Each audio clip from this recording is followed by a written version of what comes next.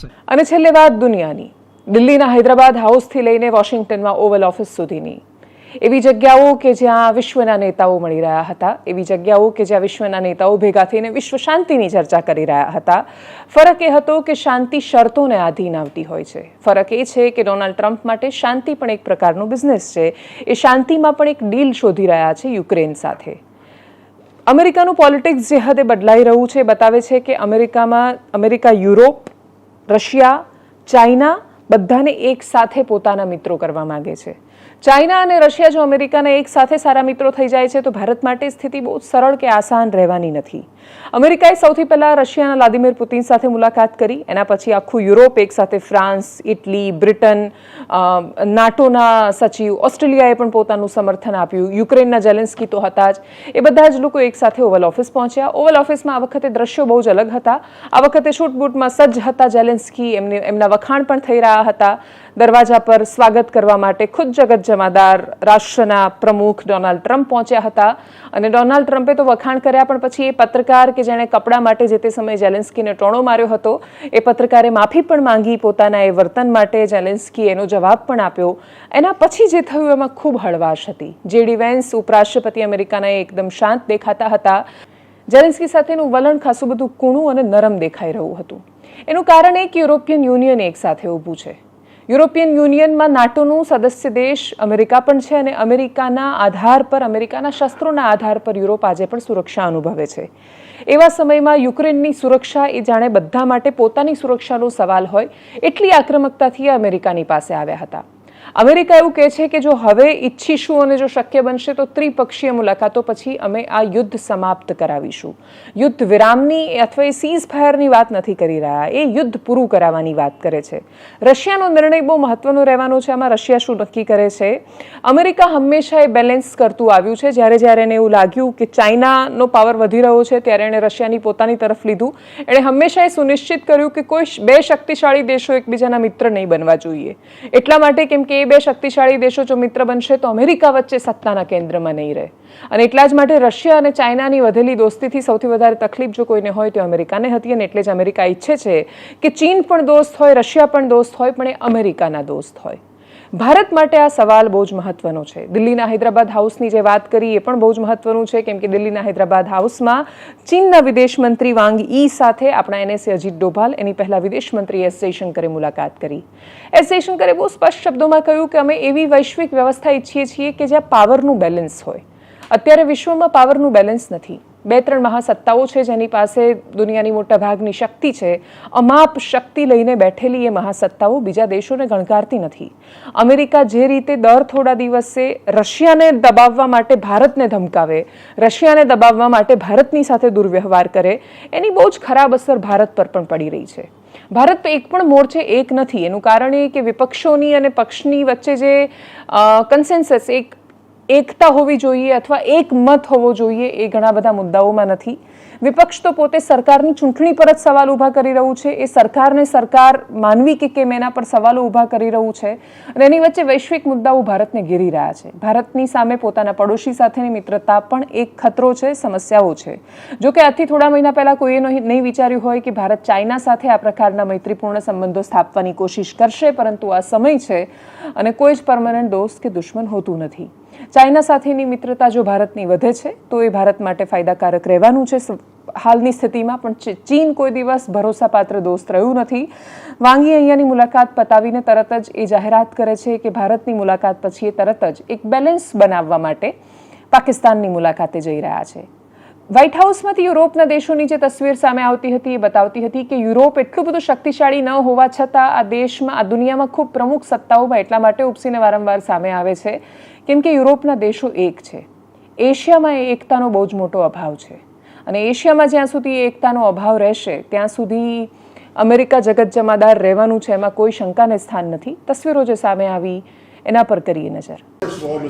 President Zelensky, you look fabulous in that suit. I said the same thing. Yeah, you look good. I said the same thing. Yeah, looks good on I you. said it's the one that attacked you last time. See, now he's I remember that. Yeah, I apologize to you. You look wonderful. No, my first question for you, President Zelensky. In the same suit. You see, I changed. You are not. Maybe yours is much better than mine. Miss President Zelensky. You look fabulous in that suit. I said the same thing. Yeah, you look good. I said the same thing. Yeah. Isn't that nice? That's the one that attacked you last time. See, now he's. I remember that. I apologize to you. You look wonderful. No, my first question for you, President Zelensky. And in the same suit. You see, I changed your.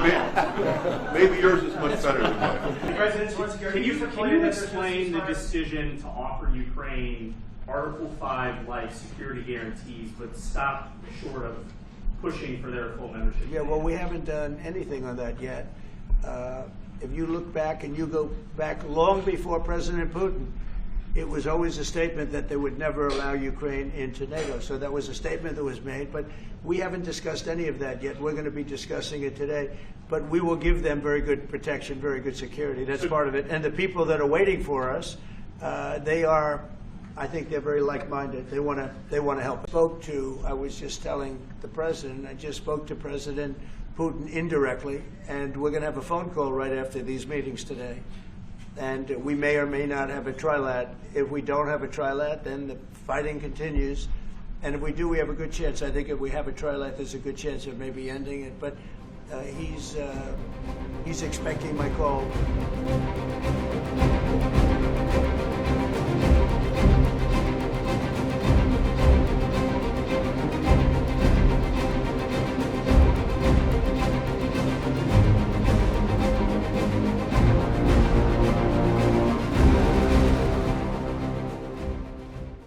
That since then, in the last about 9 months, there has been an upward trend.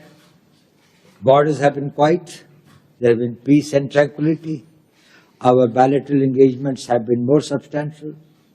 And we are most grateful to our leaders who, in Kazan, in October last, were able to set a new trend, and we have profited a lot since then.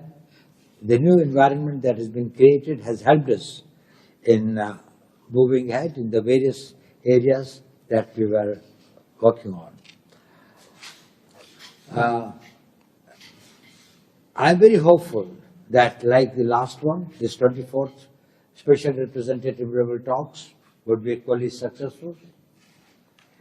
Our Prime Minister will be visiting for the SCO summit shortly, and therefore I think that this SR level talks assume a very special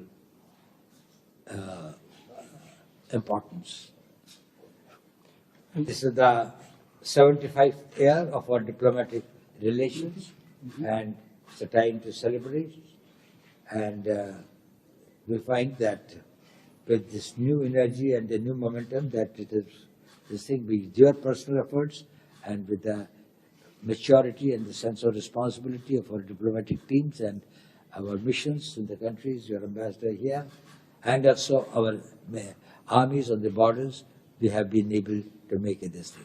So thank you very much, sincerely, and welcome your initiative. Chinese side attaches great importance to the Prime Minister's visit to China to attend the SCO summit at our invitation. We believe that Indian side will also make your contribution to a successful summit in Tianjin. History and reality proves once again that a healthy and stable China-India relationship serves the fundamental and long-term interests of both of our countries. It is also what the developing countries all want to see. વિશ્વ પોતાનો ક્રમ સમયાંતરે ગોઠવી દેતું હોય છે. કોઈ એકની પાસે સત્તા વર્ષો સુધી સ્થિર નથી રહી શકતી. સમય બધાનો બદલાતો હોય છે, ચક્ર બધાનું બદલાતું હોય છે.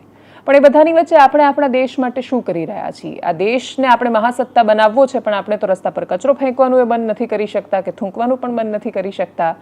તો આ સામાન્ય પ્રશ્નોના જવાબ દર્પણ થોડું આ બાજુ પોતાની સામે પણ કરીને પોતાને જવાબ આપતા થઈએ એવી અપેક્ષા સાથે એનાલિસિસમાં અત્યારે બસ આટલું. જો આપ અમને યુટ્યુબ પર જોઈ રહ્યા છો તો સબસ્ક્રાઇબ કરો, ફેસબુક પર જોઈ રહ્યા છો તો ફોલો કરો, વિડીયોને શેર કરો. નમસ્કાર.